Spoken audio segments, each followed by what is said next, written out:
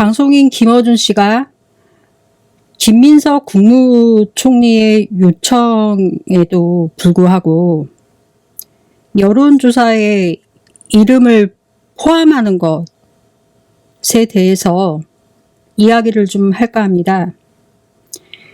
여론조사 기관의 이 조사 설계의 자율성과 피조사자의 거부 권리가 충돌하는 지점입니다. 주요 쟁점 및 김어준의 입장에 대해서 한번 살펴봤습니다. 이자가 이제 주장하는 것은 자율성을 강조하는 것입니다. 김어준 씨는 여론조사에서 누구를 넣고 뺄지는 여론조사 기관이 판단할 일이다 라고 말을 했죠. 그러면서 김 총리 측의 제외 요청을 거부했어요. 그러면서 영향력의 확인이다 라고 말을 했습니다. 그러면서 김 총리가 실제 출마하지 않더라도 여론조사에서 나타나는 지표 자체가 유권자들에게 안도감을 주거나 그러니까 특정 진영의 존재감을 확인하는 구도가 된다라고 주장을 했습니다. 그러면서 이는 손석희와 이제 비교 맥락을 같이 한다라고 또 주장을 했습니다. 손석희 전 시장이 본인 의사와 관계없이 수년간 가장 영향력이 있는 언론인이다. 차기 대권 후보 여론조사에 지속적으로 포함되어 있던 사례를 이제 본인이 참고한 것으로 보여집니다. 이것은 순전히 김어준이 참고한 자료일 뿐입니다. 어떻게 보면은 이것은 공적 존재의 숙명이기도 합니다. 여론조사 기관들은 특정 인물이 공적 영향력이 크거나 대중의 관심이 높을 경우 본인의 이제 불출마 선언에도 불구하고 사회적 영향력을 측정하기 위해서 조사 명단에 포함하는 경우가 있습니다.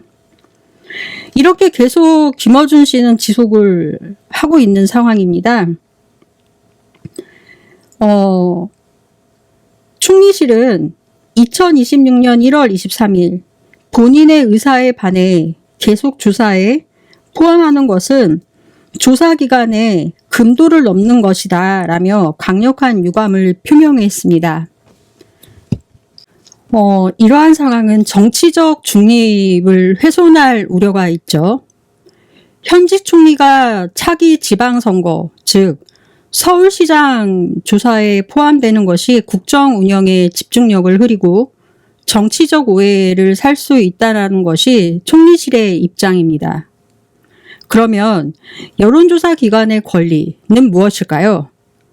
대중의 관심도를 측정하기 위해서 유력 인사를 포함하는 것, 통계적 가치가 있을 수 있다. 그러면 개인의 자기 결정권에 대해서 한번 생각을 해볼 수 있다라는 것입니다. 본인이 명확하게 거부 의사를 밝힌 상황에서 조사를 강행하는 것은 여론 형성이 아닌 여론 왜곡 혹은 특정 정치적 목적, 타 후보 견제 등으로 비춰질 우려가 있다라는 것입니다. 이러면은 윤리적 비판을 피하기가 어렵다라는 것입니다. 결론적으로는 이 사안은 여론조사가 민심을 읽는 도구가 아닌 특정 정치적 흐름을 만드는 수단인가라는 본질적인 질문을 던지고 있다라고 생각을 할 수 있다라는 것입니다. 그러면은 여기서 문제점이 발생을 하는데요. 어떠한 문제점이 발생을 하냐면은요. 그래도 이제 저는 이제 철학을 공부했던 사람으로서 이제 생각을 한번 해본 것입니다. 여론조사 기관의 조사권과 공적 인물의 거부권이라는 두 가지 문제가 충돌하는 것인데요.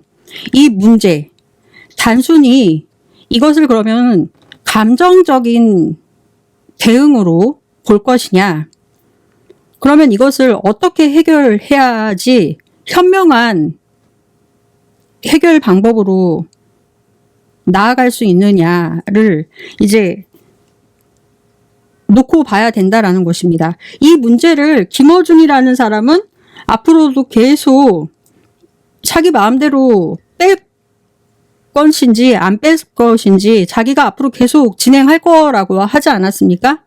그럼 우리는 이 문제를 어떻게 해결을 해야 할까 생각을 한번 해보자라는 것입니다. 저희 이제 방송은 문제점을 지적하는 것도 있지만 이재명 정부의 이제 레드팀이기도 합니다. 그래서 정부의 공을 칭찬해 드리는 것도 있지만은 시시비비도 가리고 반면에 문제점이 발생이 됐을 때 미약하지만 최대한의 지혜를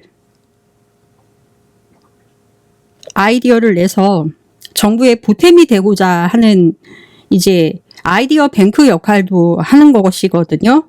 그래서 문제를 지적하기보다는 도움이 되고자 하는 역할을 지향하는 채널입니다. 그래서 이러한 문제가 발생됐을 때 이 김어준이라는 이 사람의 이러한 행동을 어떻게 막을 수 있을까에 대해서 생각을 해보았습니다. 감정적인 대응보다는 제도적 보완과 조사 방식의 정교화를 통해서 이것을 좀 더 지혜롭게 해결할 수 있지 않을까에 대해서 한번 생각을 해보았다라는 것입니다. 첫 번째 제가 생각한 방식은 여론조사 심의위원회, 줄여서 여심이라고 합니다. 이 여론조사 심의위원회에 명확한 가이드라인을 한번 수립을 한번 해보자. 현재 피조사자가 거부하더라도 강제로 뺄 수 있는 그 규정이 모호하게 측정이 되어 있다라는 것을 알게 되었습니다. 즉, 중앙선거 여론조사 심의위원회에서는 본인의 불출마 의사가 명확하고 이를 공식적으로 서면 통보했을 경우 조사 대상에서 제외하도록 권고하거나 명단에 포함하더라도 본인은 거부 중이라는 사실을 문항에 명기하도록 가이드라인을 강화해야 된다라는 것을 분명히 여론조사 심의위원회는 이 제도를 강화해야 한다라는 것을 알게 되었습니다. 이러한 규제가 없다라는 것을 알게 되었고요. 두 번째로는 대체 질문 및 열린 문항 제도를 도입하는 것은 어떤지에 대해서 생각을 한번 해보았습니다. 특정 인물의 지지율이 궁금하다. 만약에 그 특정 인물의 지지율이 궁금하다라면 그 인물을 직접 명단에 넣는 대신에 제3자의 유력 인사가 출마할 경우에 대한 가상 대결이나 응답자가 직접 이름을 부르는 주관식 형식의 응답자가 제시한다던가 그러한 문항을 넣어서 활용하는 방식을 적용해라. 그 김어준 씨 맨날 말하지 않습니까? 비싼 게 좋은 거라. 그리고 비싼 게 정확하다면서요. 그런 식의 주관식 형식의 질문을 제시해라. 이렇게 한다라면은 김민석 총리의 이름을 직접 언급하지 않으면서도 실제로 민심의 크기를 특정할 수 있어서 정치적 부담을 덜 수 있지 않을까라는 생각을 해 보았습니다. 세 번째로 생각한 것은 여론조사 기관의 윤리적 자정과 투명성 확보라는 것입니다. 김어준 씨의 여론조사꽃 등 그 밖의 여론조사 기관은 지지율의 숫자에만 집중하기보다는 왜 이 조사를 하는지에 대한 공익적 목적을 먼저 입증해야 한다라는 것입니다. 어떠한 조사를 할 때에도요. 만약 본인의 거부에도 조사를 강행한다라면은 그 데이터가 정치적 공격의 수단이 되지 않도록 참고용 데이터라는 것을 명시해야 하고 지표 해석에 있어서도 엄격한 중립을 지켜야 한다라는 것입니다. 그리고 총리실의 공식적 거부 절차를 정례화하시라는 것을 당부드리고 싶습니다. 단순히 방송에서 넣지 말아달라라고 당부하는 수준을 넘어서 공문을 통해서 모든 여론조사 기관에 공식 거부 의사를 전달을 하시고 이를 보도자료로 배포해야 한다라는 것입니다. 이후에도 조사를 강행하는 기관에 대해서는 여론조사의 신뢰도와 공정성 평가 항목에서도 불이익을 주는 사회적 합의가 필요하다라는 것입니다. 손석희 사례를 김어준 씨가 말을 했거든요. 그거를 놓고 봤을 때 손석희 사례에서 교훈을 한번 활용해 보자라는 것입니다. 과거 손석희 전 사장의 경우는 본인이 이제 언론인 아니었습니까? 정치적 중립성을 지켜야 하는 직업의 특성상 조사가 오히려 신뢰도를 해친다라는 논리를 지속적으로 폈어요. 그러면서 언론계의 공감대를 형성을 했습니다. 이같이 김민석 총리 역시 국정 전념이라는 명분 외에 현직 총리가 여론조사에 포함되는 것은 행정부의 중립성을 어떻게 훼손하는지 구체적인 담론을 형성하는 것입니다. 그래서 이것을 여론의 지지를 얻는 것이 지혜로운 방법이라고 생각을 합니다. 즉, 이렇게 하는 것입니다. 예를 들면 조사 결과가 나오든 말든 조사 지표가 발표되는 날 정치적 행보, 예를 들면 시장 방문이라든지 정당 행사 등 고도의 행정 업무나 국가적 현안 해결에 몰두하는 모습을 노출하는 것입니다. 직무에 몰입하는 그러한 시각적 대조 모습을 보여주는 것입니다. 국무조정실에서 긴급 민생 대책회의를 주재하는 사진, 이런 것을 노출하는 것입니다.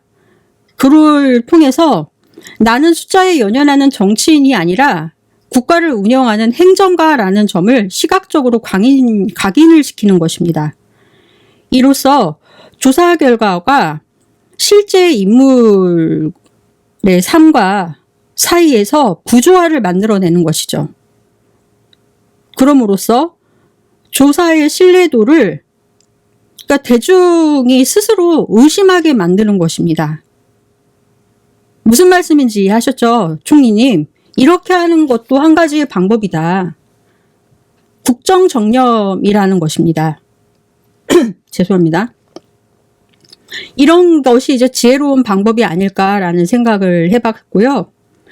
그리고 소송을 선택하기보다는 그렇게 생각하지 않으실 수도 있겠지만은 품격 있는 해결책을 한번 생각을 해보았습니다. 총리실은 법적인 대응보다는 정치적이나 사회적 압박 카드를 쓰는 것이 더 지혜로울 수가 있다. 공식적인 조사 거부 선언을 했음에도 반복적으로 조사 지표에 넣는다라는 것에 대해서 불쾌할 수 있죠. 그러면 저 사람들에 대해서 어떻게 처리를 할 것인가, 그것을 어떻게 할 것인가, 법적 대응을 하는 것은 좋지 못한 방법이다라는 것입니다. 해당 조사는 본인의 의사와 무관하며 통계적 가치가 없는 강제적 인기 투표일 뿐임을 강조하며 조사 결과의 신뢰도를 깎는 전략이다. 이러한 내용에 대해서 여론조사 심의위원회 심의 청구를 하는 것입니다. 그러니까 법원이 아니라 중앙선거여론조사 심의위원회에 조사 대상자 선정의 객관성 위반 여부를 심의해달라고 요청을 하는 것입니다. 이는 법적 사안보다 훨씬 전문적이면서 행정적인 절차로 비춰질 수 있고, 이 같은 행동은 총리실의 품격을 유지할 수 있다라는 것입니다. 여론조사 심의위원회 심의 청구를 밟으셔라. 그래서 중앙선거 여론조사 심의위원회에 조사 대상자 선정의 객관성의 일부 위반 여부를 심의해달라고 요청을 하는 것입니다. 저는 그게 맞다라고 생각을 합니다. 그리고 났는데도 계속 나온다. 그러면은 이제 그때는 무대응 전략으로 가는 것입니다. 결국 김어준 씨의 의도는, 이 같은 사람들의 의도는 반응을 이끌어내 지표를 키우는 것이거든요. 반응. 총리실이 일절 언급을 중단하고 국정에만 전념하는 모습을 보이면 조사 지표는 서서히 힘을 잃게 됩니다.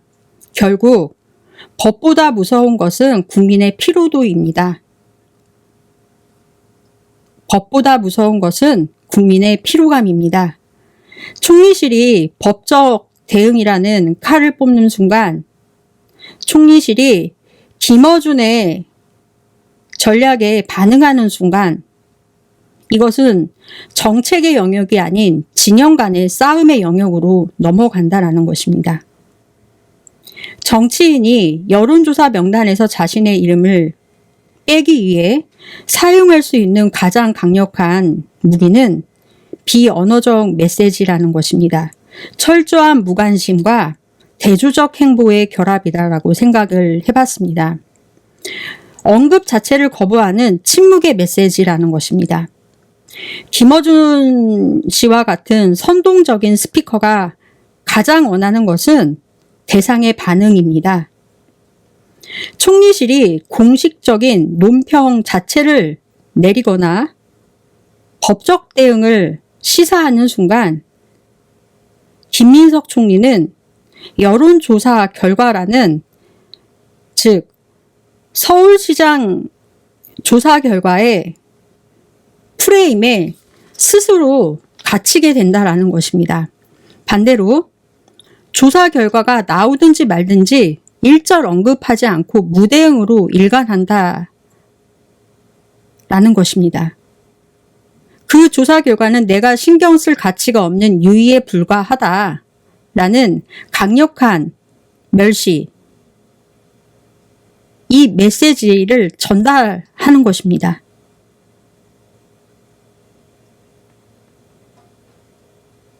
그리고 자신을 지우는 주변 행보를 하시는 것입니다. 화려한 조명 아래 서기보다는 정책 현장, 실무자들과의 소통, 언론 노출이 적은 소외된 곳에서 행보를 이어가는 것입니다. 이는 정치적 야욕이 있다면 저런 행보를 하겠어? 라는 질문을 대중에게서 던져 나오게끔 하는 것입니다. 스스로 정치적 상품이 되기를 거부하는 비언어적 태도를 보이는 것입니다. 조사기관이 강제로 명단에 넣었을 때 발생하는 정치적 노이즈를 상쇄하는 가장 강력한 방어기제가 되는 것입니다. 가장 강력한 비언어적 메시지는 무관심과 일관된 행보의 조합일 수 있다는 것입니다. 일절 언급하지 않고 무대응으로 일관하셨으면 합니다. 언급을 회피하고 그로 인해서 침묵을 메시지로 전달을 하고 직무에 몰입을 하고 그로 인한 시각적 대조 형태를 보여주고 자신을 드러내지 않는 주변 행보를 보이시고, 그리고 아까 전에도 말씀드렸지만 여론조사 심의위원회에 심의 청구를 하셔서 중앙선거 여론조사 심의위원회에 조사 대상자 선정의 객관성 위반 여부를 심의해달라고 요청을 하시는 게 낫지 않을까 싶습니다. 다시 정리하자면은 현재 여론조사 기관에 이제 조사권과 인물에 대한 거부권이 충돌하는 문제가 발생하고 있는데 이것을 제도적으로 보완해야 될 조사 방식의 정교화가 필요하다라는 점이 발견되었다라는 것인데요. 여론조사 심의위원회 여심위에 명확한 가이드라인이 정돈될 필요가 있다라는 점이 발견되었습니다. 그래서 이 모호한 규정이 빠져 있으므로 본인의 불출마가 명확하고 이를 공식적으로 통보했을 때에는 조사 대상에서 제외하도록 권고를 하거나 명단에 포함되어 있다 하더라도 본인 의사는 거부 중이라는 사실을 문항에 반드시 병기하도록 가이드라인이 강화돼야 한다라는 것이 첫 번째고, 두 번째로는 대체 질문과 열린 문항을 주관식 형태로 도입해라. 그리고 세 번째로는 여론조사 기관에서 본인이 거부를 했음에도 기어코 넣었을 때에는 참고용 데이터임을 반드시 해당 데이터 하단에 또는 지표 해석에는 반드시